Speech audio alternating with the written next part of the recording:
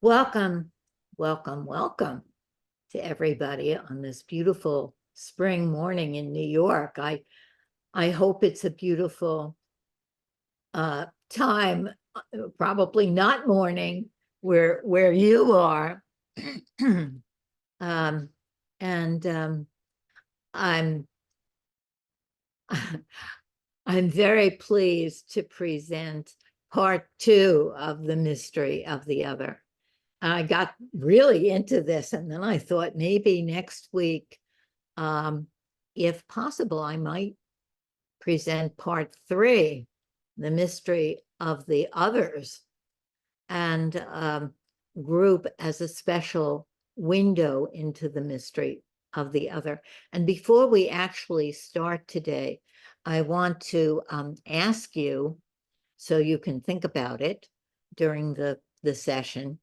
Um, there's I'm doing a class, a module on facilitating groups every other Thursday. We'll meet this Thursday for the second time, and this module has 6 sessions. If anybody wants to join late, you can and listen to the first one on video. But as a part of that course in facilitating groups, everybody will have a small group that they'll facilitate from 3 to 6 sessions. And we would like some volunteers to be in a small group that would meet for 3 to 6 sessions, commitment of 3 sessions, we should say. And if you're willing, it will be on Zoom.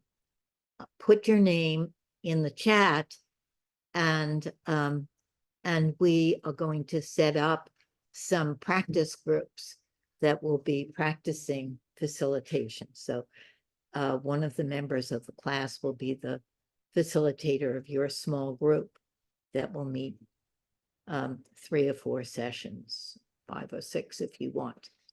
Okay, so that announcement I wanted to make sure to make. And now we're going to start all over again. Shall we? The mystery of the other, part 2. And last week, we sort of embodied this mystery by looking at the faces of the other and our own face, because we are the other also to ourselves.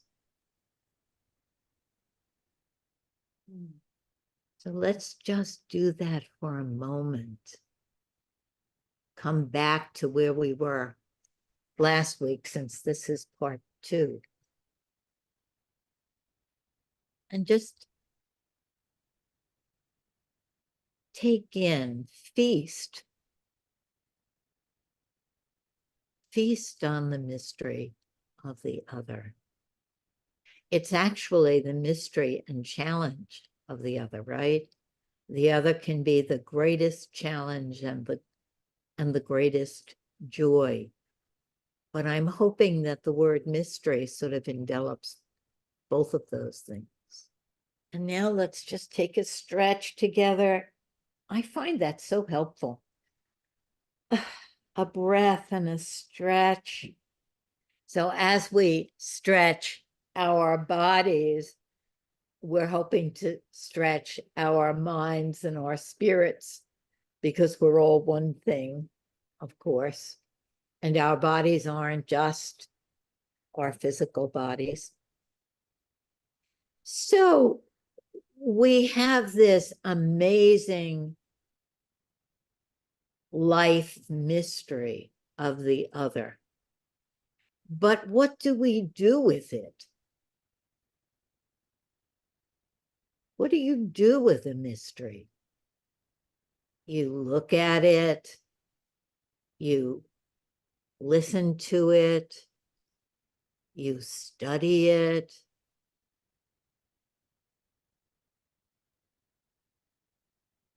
you let it touch you, you let it embrace you, You breathe it in, right? You relax into it, even if that mystery is a challenge. But also, you speak to it, you engage with it. In the focusing world, we're always talking about listening. And I think I did a few different reflections on listening. And the topic of listening is one of my very favorites. It just goes to the core of so much. But we never talk about speaking, do we? Do we speak? Do we talk about speaking? Not very much. So Benu is shaking her head. Yes, we don't talk about speaking enough, right, Benu? But we are always speaking. You are speaking right now, right? Your face is speaking, your spirit is speaking, your energy is speaking.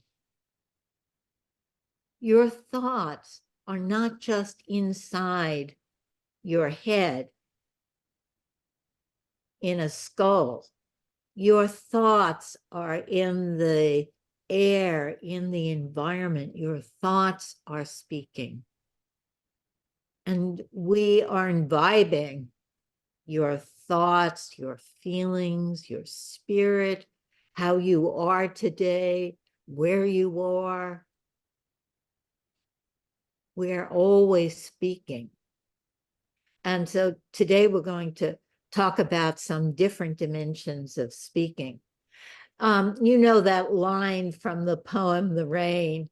You probably know it by heart now because I often quote it.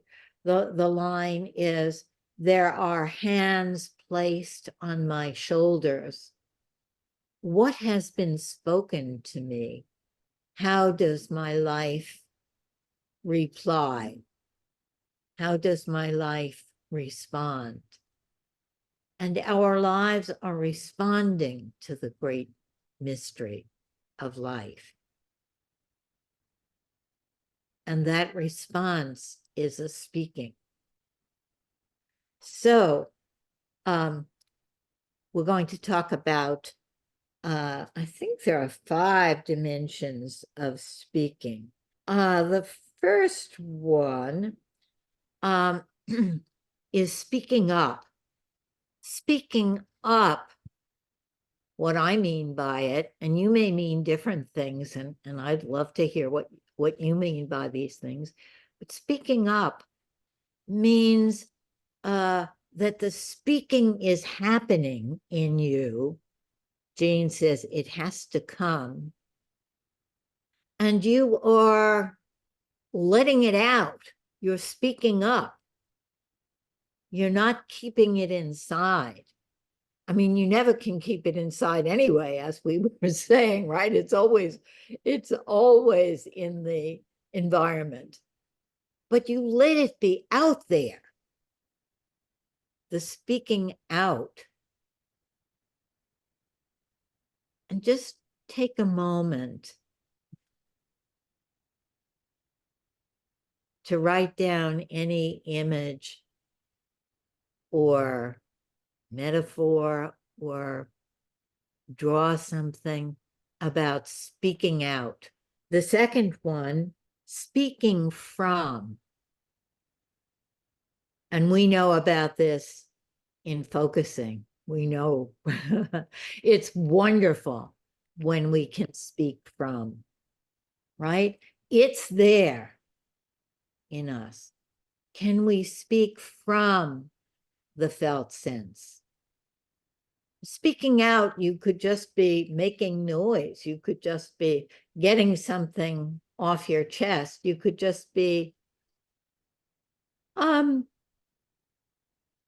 chatting, right? There's nothing wrong with any of those things. But speaking from is very special. it is here in us in its implicit form. And then speaking from is a very sophisticated, delicate, complex, amazing process where we take this implicit world of felt sense and we transform it into symbols. We take it from this amalgam in us that is unsymbolized, metaphoric, non-rational, non-logical,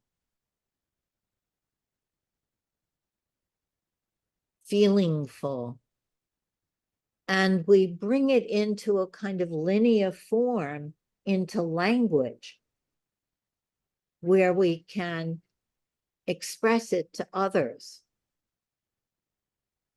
Of course, the others get this implicit also. And when we're listening, we want to listen to the explicit and the implicit. But often it takes a kind of translation when we're speaking from. It comes out, and then often we have to say, well, I don't mean that exactly, I mean this, or the word I want is such and such.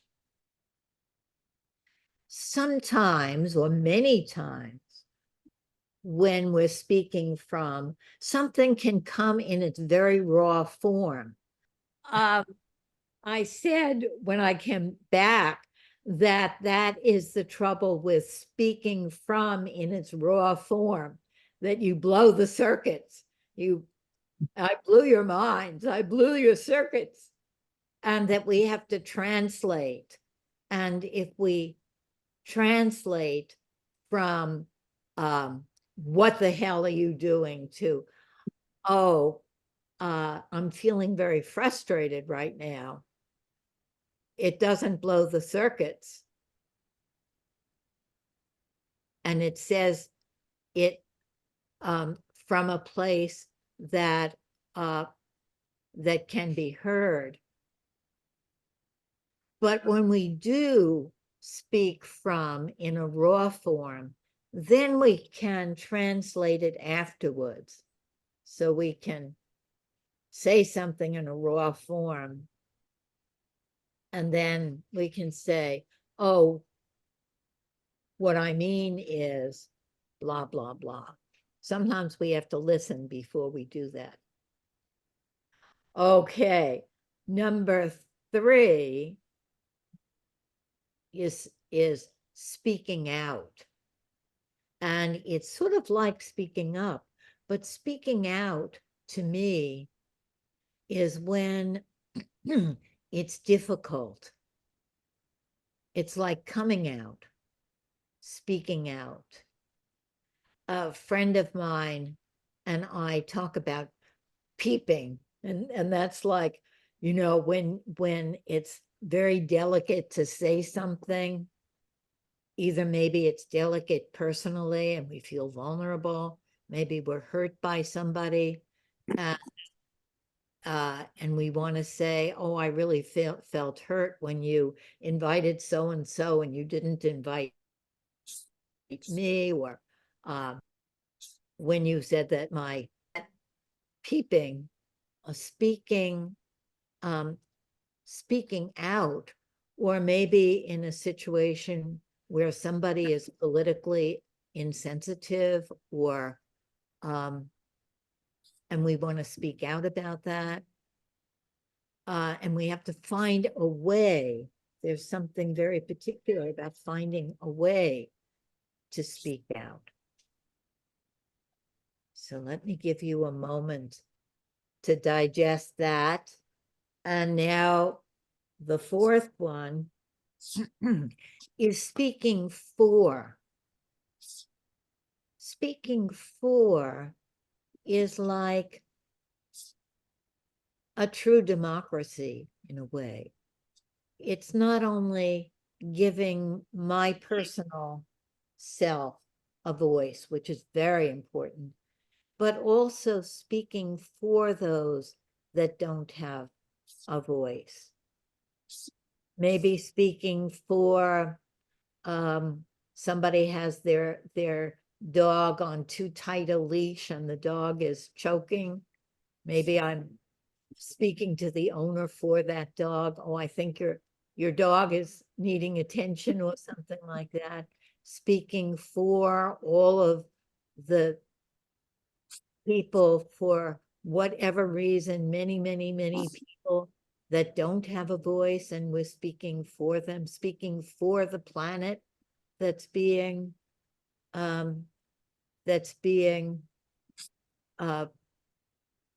mutilated in some ways, speaking for.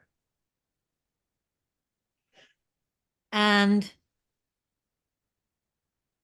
the last one is the most important one that we know the least about. This one that is in Jean's paper, Fitting In, Pouring Out, and Relating.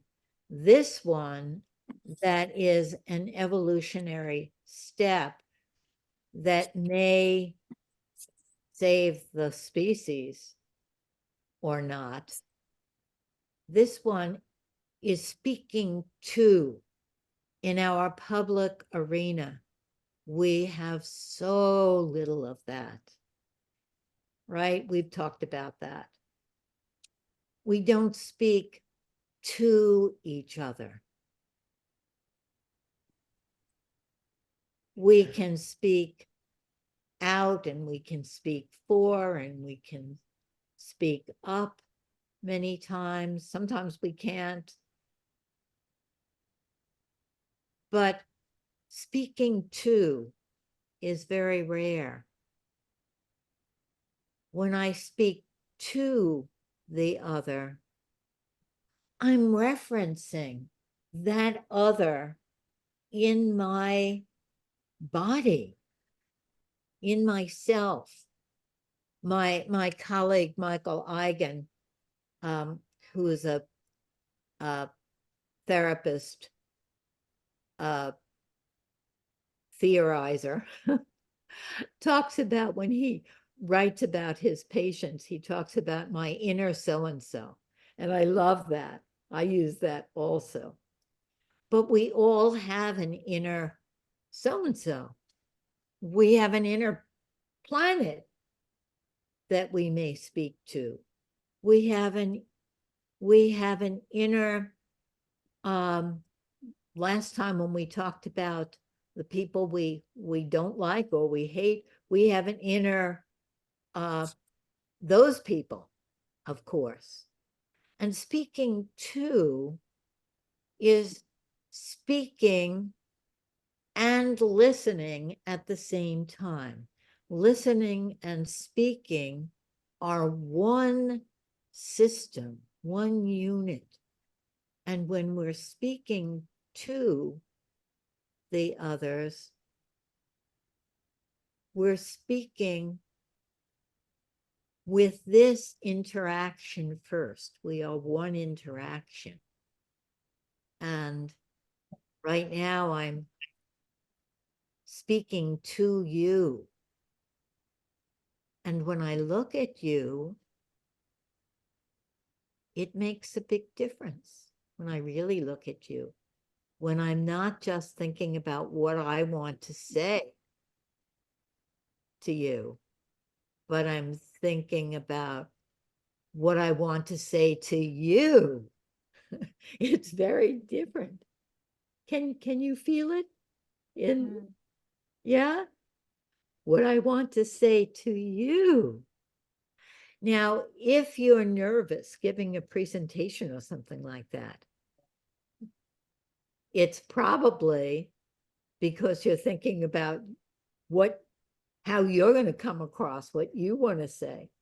And a secret that I learned as a young woman was if I think not about how I'm going to come across, but I think what I want to say to you, what I want you to get, it makes a complete difference. Let's just try that for a minute, just for fun. We're just playing because we won't really hear each other. But think of something that you want to say to the group. And we're all going to say it at the same time.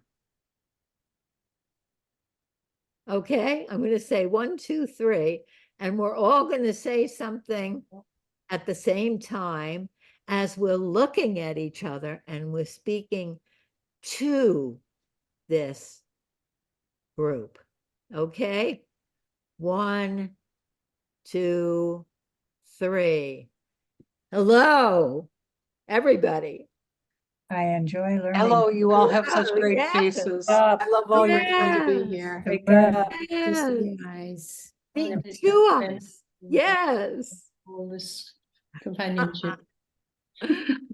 I went to a church in South Africa, and it was a little Pentecostal church, and it was a wonderful experience. And the way that we prayed in that church was that everybody would walk around and they would talk to God out loud, and everybody was in their own prayer. So it sort of reminds me of that. They were all talking to the great mystery, and of course, the others are in that great mystery. So speaking to is a very, very different thing. When we're in trouble in communication, which happens so often, and the trouble might not just be conflict, it could be boredom. It could be just being trapped in a way that we communicate that you can't get out of.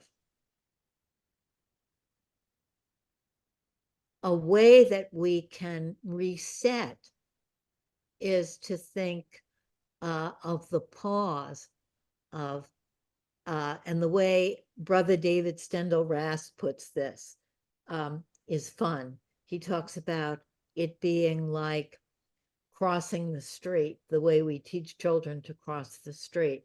Stop, look, and then go. And sometimes we can stop when the communication isn't happening, and look at what we're saying to each other, and then go after we've felt into that to speak right to the other person in what that person can hear. And what Jean says in this article, that Susan Diceroth loves this article and talks about it a lot, so I think it's her article, but what he says is that you can speak only what the person can hear, and then stop and say, well, what did you hear me say to you, right? And then the person will say, I heard you say, I never do any housework, and the burden is all on you. And then you say again, oh, I wasn't saying that. I was saying it would make such a difference to me if you made the bed in the morning. Oh, what did you hear that time? And then, but that's very hard to do. I think this is what Jean thinks is an evolutionary step of speaking to, and speaking only what that person can hear in the language that that person can hear it. So politically, that's so important, because all of the political factions, not I think only in the US, have their own language. And if you use the language of your faction to somebody in a different faction, you weren't speaking to them. You have to use language that that person can hear. And you have to hear them enough to have an inner them so you can know the language they can hear.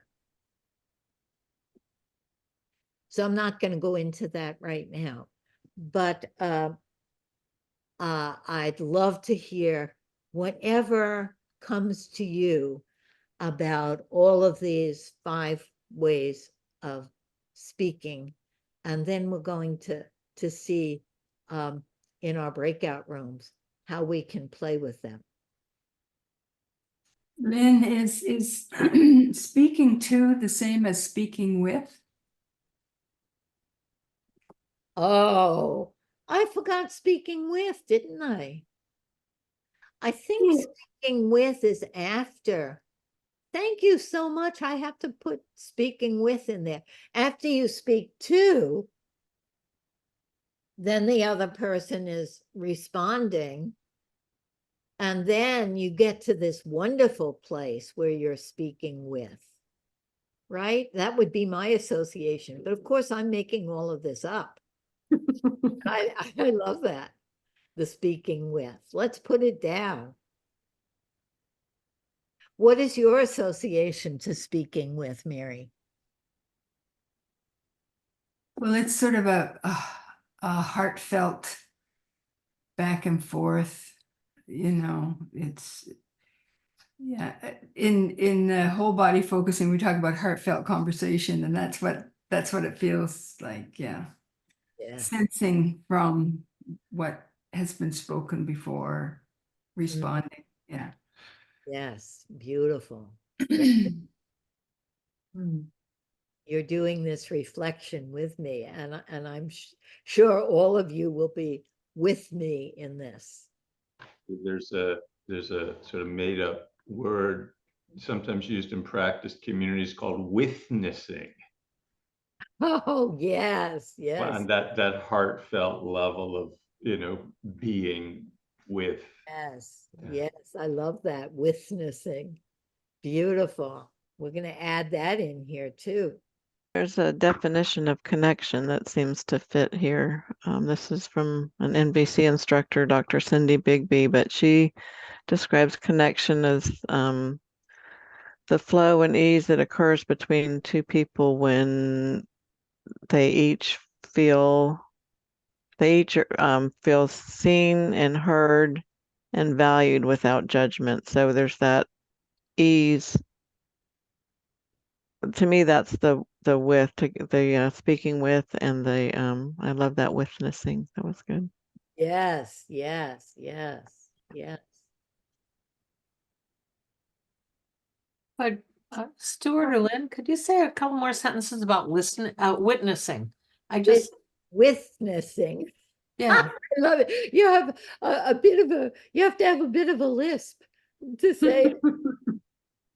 Yeah.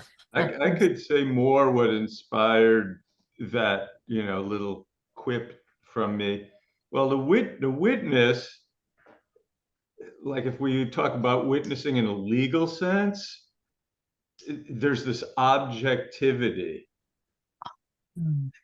that is clear and precise and accurate. And I'm really into that, like phenomenologically, what is actually happening, right? And then as Marianne said, there's something when I'm paraphrasing, right? There's trust, there's shared, there's some, there's a level of trust that's sufficient when there's a relaxation in the suspension of judgment. And what Lynn was saying about, we're seeing the other person out there, but then we're feeling them in here. And that's a really sophisticated level of perception to actually reconcile those and kind of dissolve one's countertransference projections, etc. Right? And so witnessing is like someone who's already on that level of just being with. It usually, in my experience, and the context that comes from me is in a practice community where we've been doing dyad, triad group practices for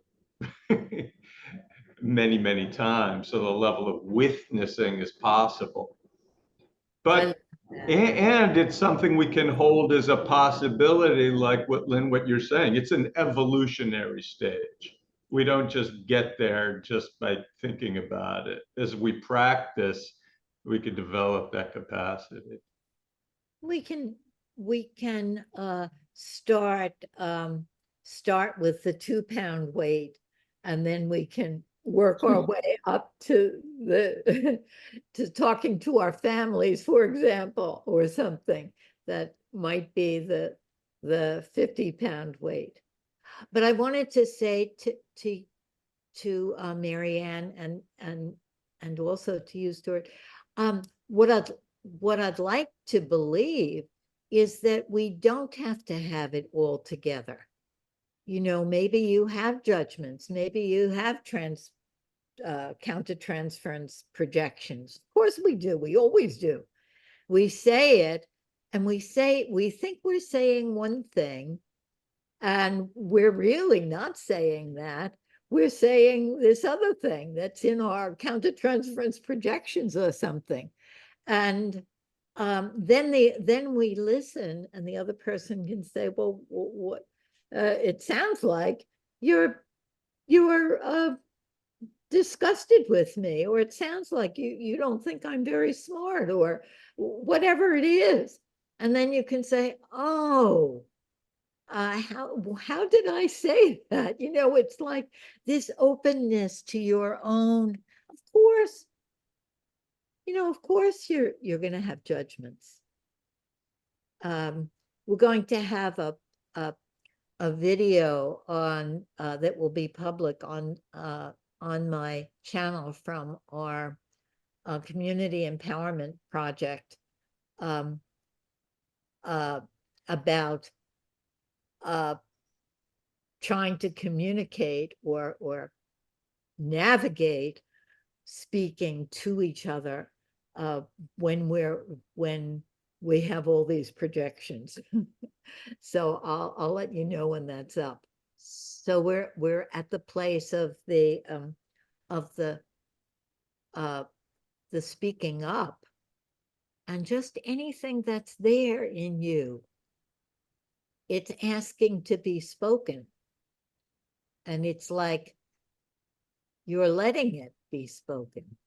I'm letting myself speak up, and I kind of wondering who I'm speaking to, and where I'm speaking from, and I suppose that's where it's the context of commitment to intimacy and friendship and the protocols that are within that, you know. So, and yes, I'm all of those aspects, or I have a face for all of them, in that I can turn up as well, I suppose I can turn up. I do turn up any way I am, but what is alive in me is private, in that I won't share it. There's no need to share it, or there's no, because then I'm being spoken to, you know, I'm being spoken to, rather than it's being and that's fine. And lots of times, you know, we just take our positions, and we're one of the, you know, that it's not all about the individual, you know. So I don't want it ever to be all about me. But within that, then there's the potential for really delicious, intimate conversations with friends that have committed. And I suppose I'm going for the real ones that become intimate and become, you know, I suppose love based, you know. So I suppose that's it, you know. So yeah, I think it's a political position in some way, but I don't know what that means. I mean, I'm saying it, the word political, but I'm actually not sure where the value of speaking out becomes translated into a power. I suppose that's it. You know, it's not just you know, yeah, that the individual becomes seen. So anyway, we're waffling, but that's okay. I'm trusting. So, No, thank- I yeah. feel you not only speaking out, but speaking up, right? You're speaking up for, um, let's see if I understand that, that whole complex thing. That when you're speaking to those who've committed themselves to intimacy, it's a different kind of speaking from than when you're speaking up or speaking for in a political sense, meaning that you want your voice to be heard as an influence. You want to be an influencer in your speaking, and that has a different feel for you. Is that right? I think some is right, and I think this is the kind of the value of focusing in that there's protocols. You know, I become a listener. We divide the time, and there's boundaries in that. Whether it's a paid process or not, you know, that's a different. You know, that's a different value. You know, but the realness when I'm real, it's when that there's a trust established, where there's boundaries established. You know, the rest is I don't know what the rest is. You know, when I show up, when those aren't in place, then I don't know what I'm actually signing in for. So yeah, it's the complexity I think is in the relationship. You know, the personal. It's in the personal. You know, rather than anything else. And I don't know where they define the political and the personal.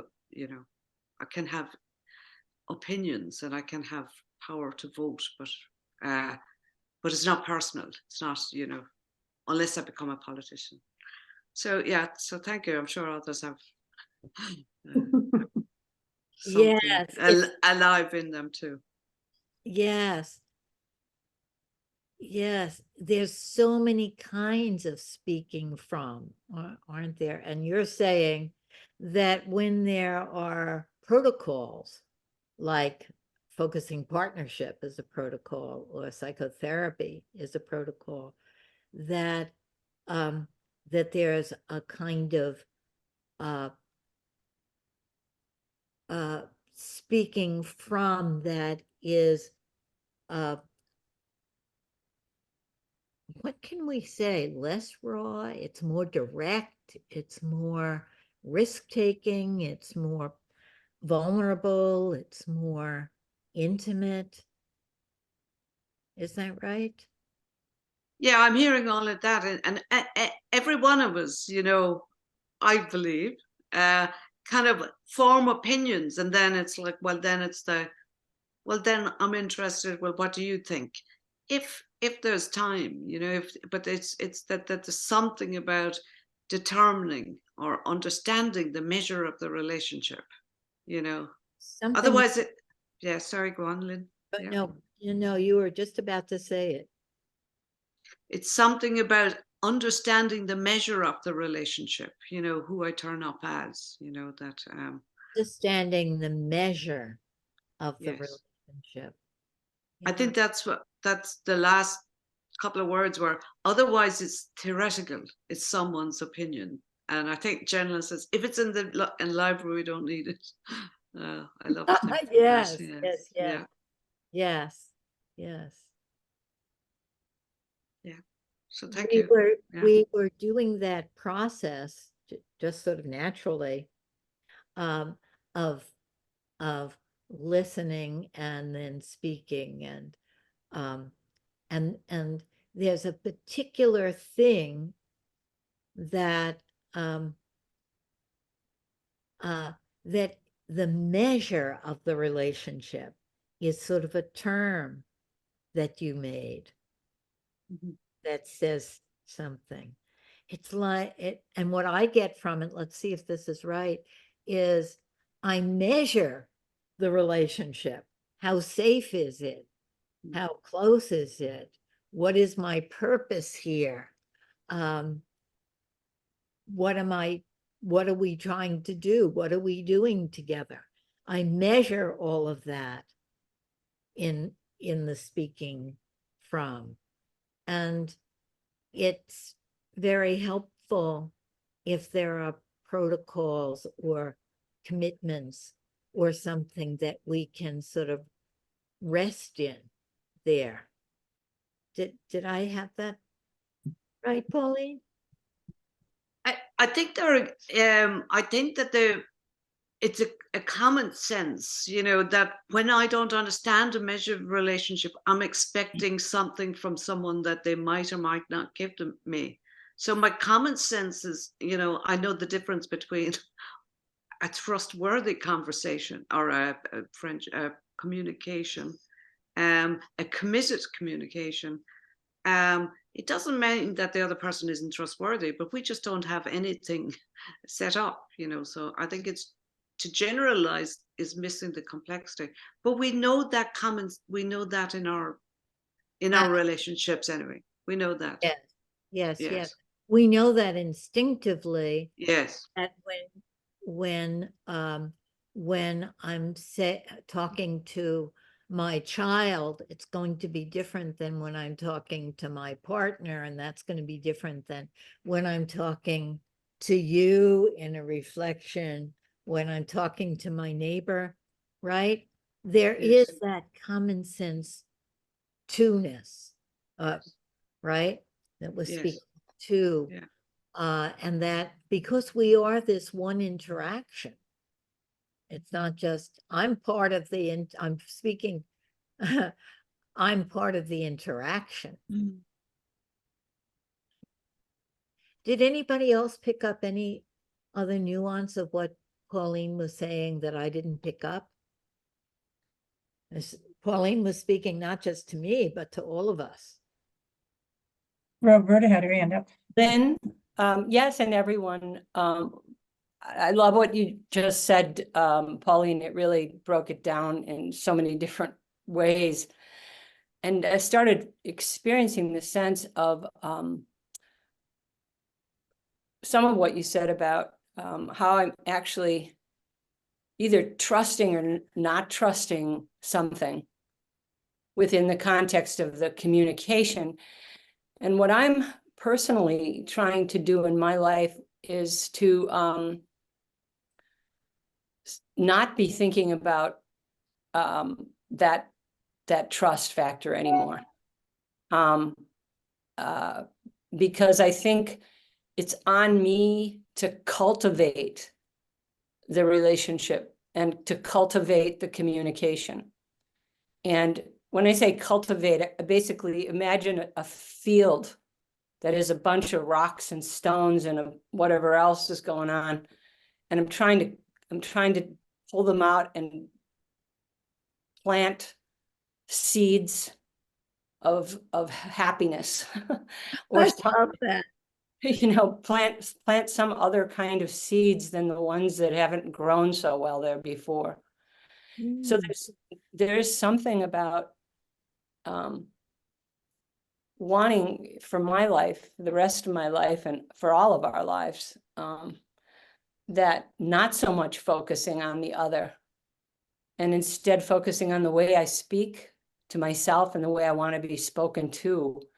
And if I can, shift that in some way from the way I was grown, the way I learned, the way life sometimes happens, I think I'll be feeling better. I think my felt sense of who I am and who everyone else is when we really slow it all down, as you all know. So, that's beautiful, very inspiring. It occurs to me that in all of the speaking, when we're translating into words, there's an element of risk. Can I risk? Let me take a little risk here.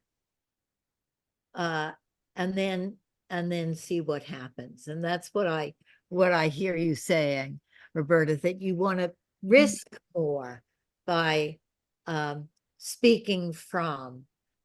And it isn't, I think, the division that we had in the 60s and 70s of authentic or not authentic, a true self or a false self.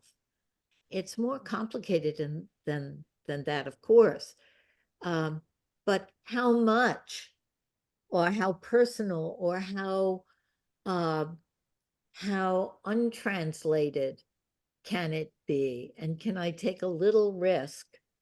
And can I speak from what's there, even when we don't have a language in common?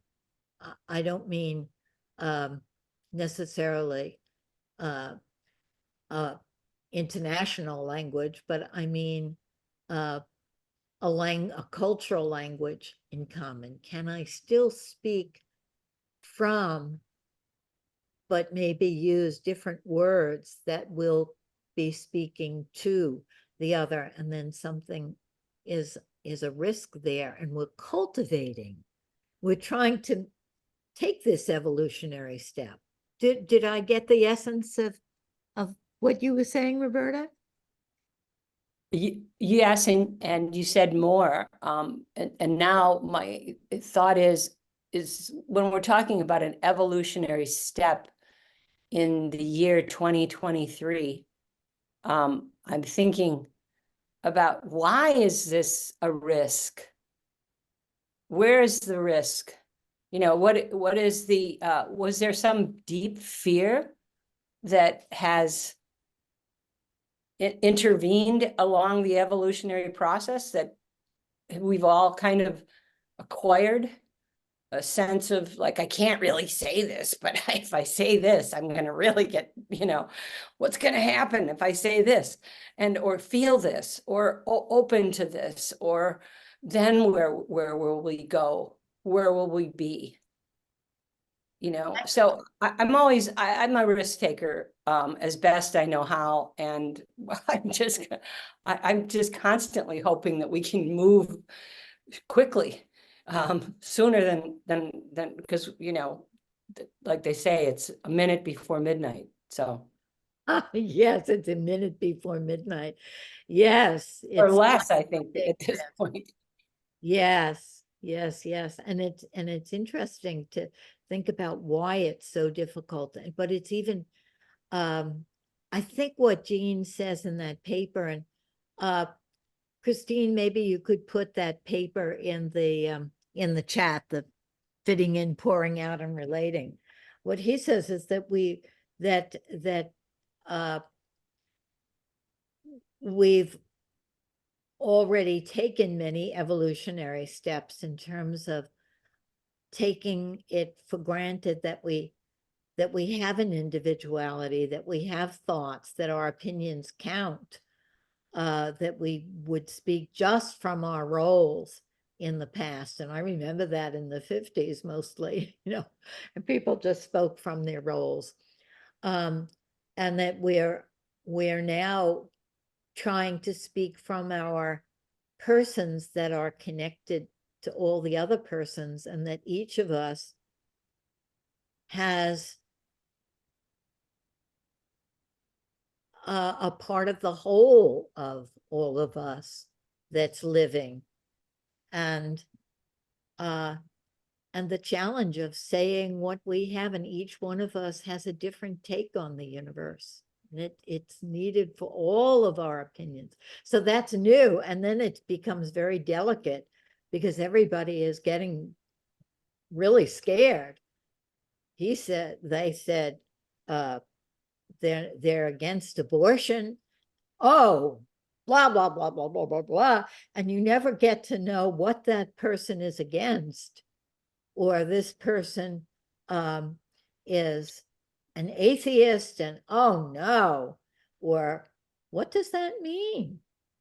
We don't know what that means, but that risk of saying, and Jean says that the only true conversation is when there's room to ask the person, what do you mean by that? Or can you say more about that?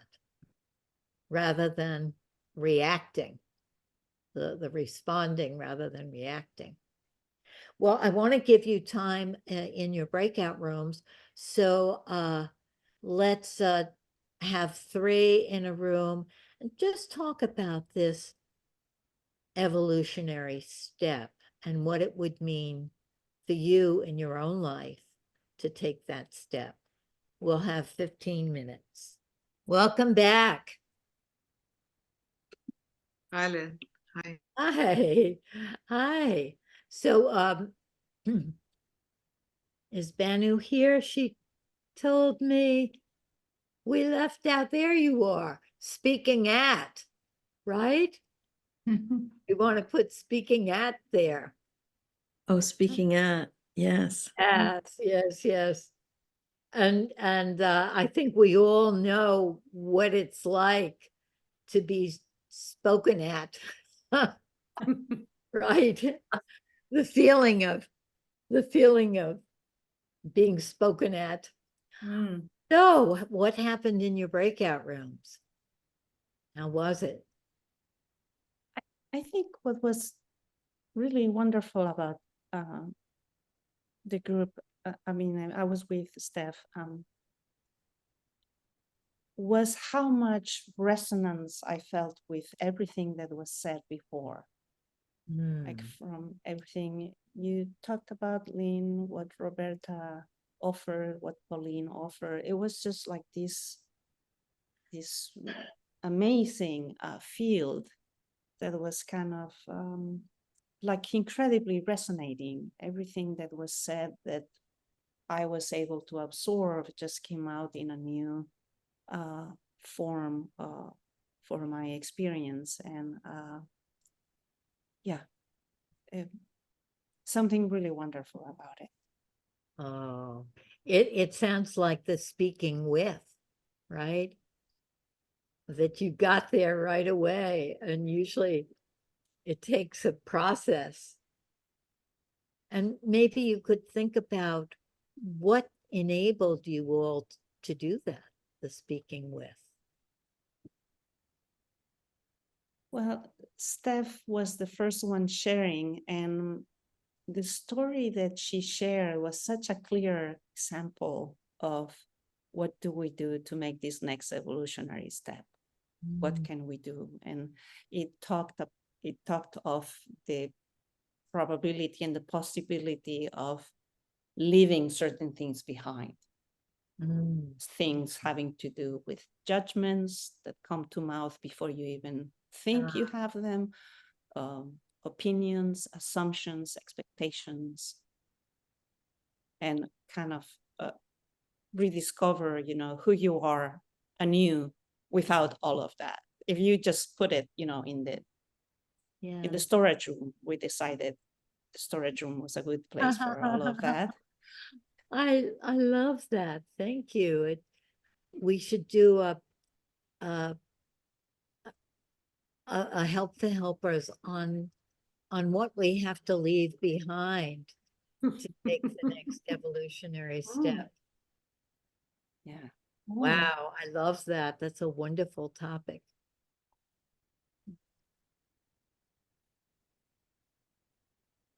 This is Sophie here. We had a great breakup room. And with what you just said, what we leave behind, I think maybe also what we want to include more of. And we were talking about different things, but one of the things we were speaking about is, I don't know the one, is to cultivate, and maybe others can pinch in also, that this conversation was intellectual in some way, and is there a way we can bring in the conversation something more concrete or maybe earthy, or a cultivating of that in the conversation? And it made me think about, I think it's the exercise we did in this group last time, where we were trying to be with someone we may not, right? We may not appreciate. And a lot of us went to Trump, right? And I'm one of them. And in the breakout room, what I came to was like, oh, there is a certain, I started to open up, to soften. There is a certain simplicity that it seems like he is speaking about or coming from. And yes, it's the mystery of living is complicated, but is there a way that we can also come to this simplicity fabric, something, and maybe then we would include also more concreteness, or maybe people who are also cultivating or in the earth, or I don't know. So yeah. I'd love to hear Steph's story I as a just- concrete example, Sophie.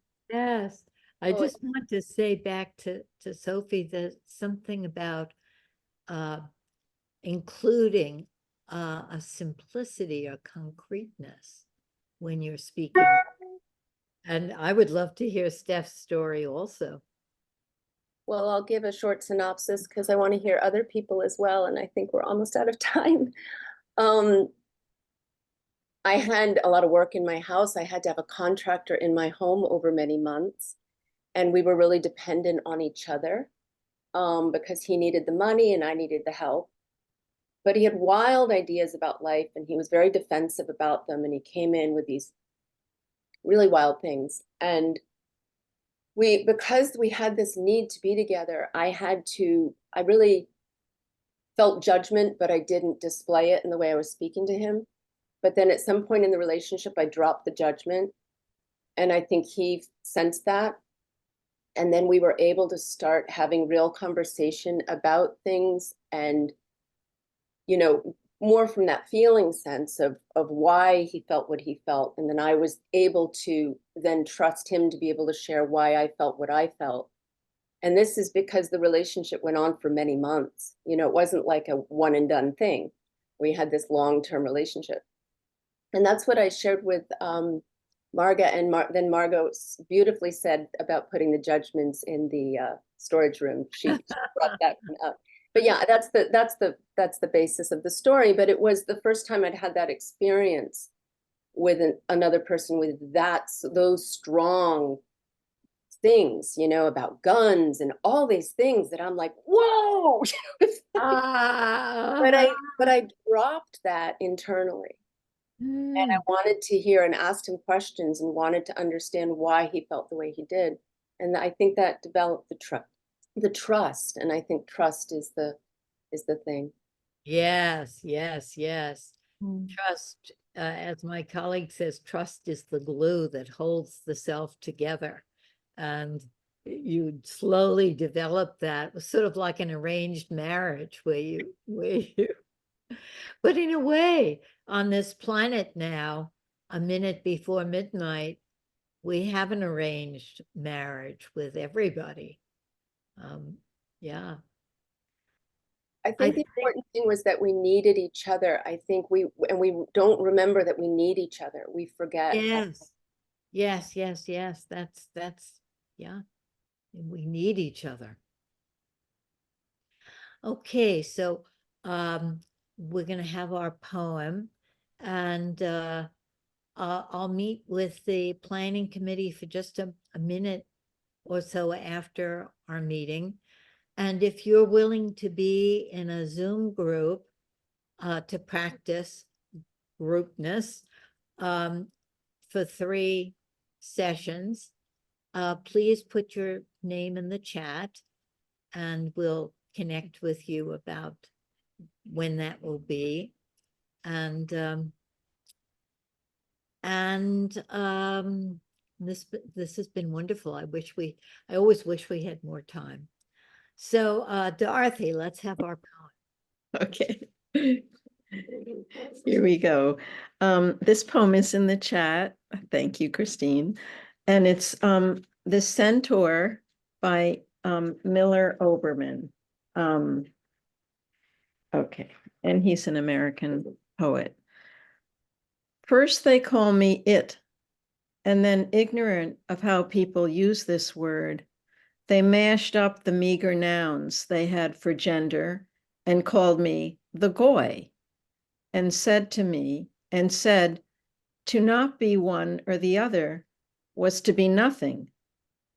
I ate the grass it was shoved in, knelt at salt licks. It took the barbs and kicks and crushed them into fur and leather. Oiled and burnished, it made those halves into one galloping body, horse and rider. The centaur endured the school day. Cruel gray rag, filth stiffened. The boys and girls who fit so easily in their costumes look like stick figures, crude and two-dimensional. Dante already knew, it read later. In the Inferno, in the seventh circle of hell, centaurs guard the river Phlegethon, one of Hades' 5 rivers. Phlegethon, river of fire, river of boiling blood, which boils forever the souls who commit violence against their neighbors. Centaurs guard the edges, shooting arrows at any of these sinners who try to move to the shallows. When sometimes I wish I'd had a boyhood, I remember those days instead. My 4 muscled legs. I was 7 feet tall then, riding myself, carrying myself. A centaur is never lonely.